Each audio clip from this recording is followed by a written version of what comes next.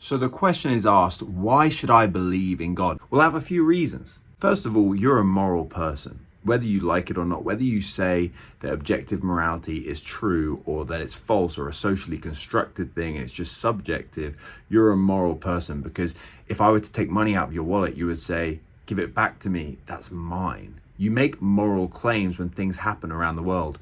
That's awful, she was innocent, she didn't deserve that. You make moral judgments when you view things.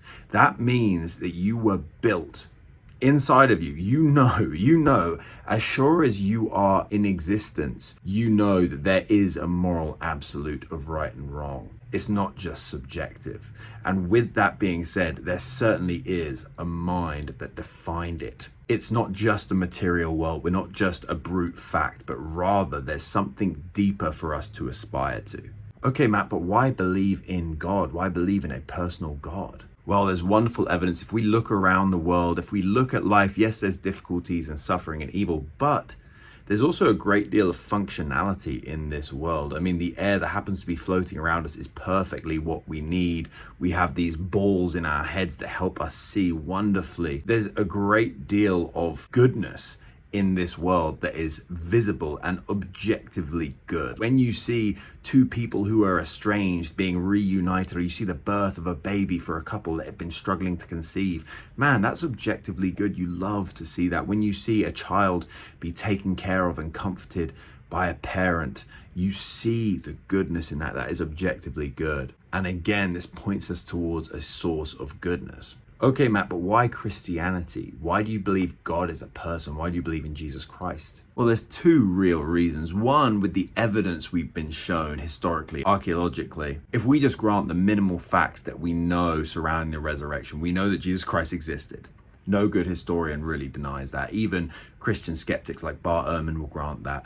They'll also grant that we know Jesus predicted his death and resurrection. As far as what we grant as corroborated historical fact, that is one. Thirdly, we know that the tomb was left empty. And lastly, we know the lives of the apostles, but not just the apostles, also non-believers that then claim they saw the risen Jesus, the brother of Jesus, James, but also Paul. Many other historians, including Josephus, Pliny the Younger, people like that, also wrote of Jesus' crucifixion. We know that Jesus was a real person who died on the cross. And if you look at the life of the apostles and Paul and people like that, granted what I just went over, the existence of the supernatural and of a God, we know that resurrection is actually the most likely explanation.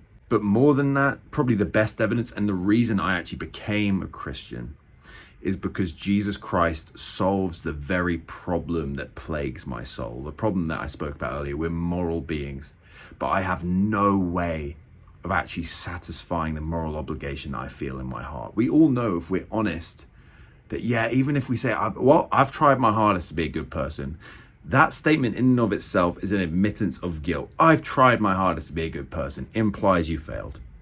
You failed. You just have, so have I. We all have. We've all fallen short. And only through Jesus Christ, only Jesus Christ works as an explanation of how we can actually balance the books. If there is objective right and wrong that we established exists, we know there must be some kind of comeuppance. There must be some kind of justice in the end. That absolute goodness must be satisfied. Otherwise, it never existed in the first place. It would be like, because I made a mistake in mathematics, it just stays that way. No. Good math prevails over bad math.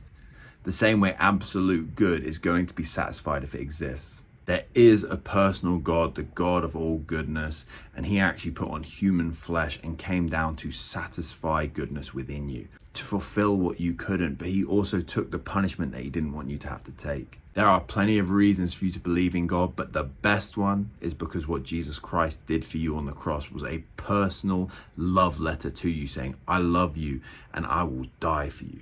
That is at the center of Christianity, and it's available to you no matter what you've done, no matter what you've said. Thank you for watching. We'll speak soon.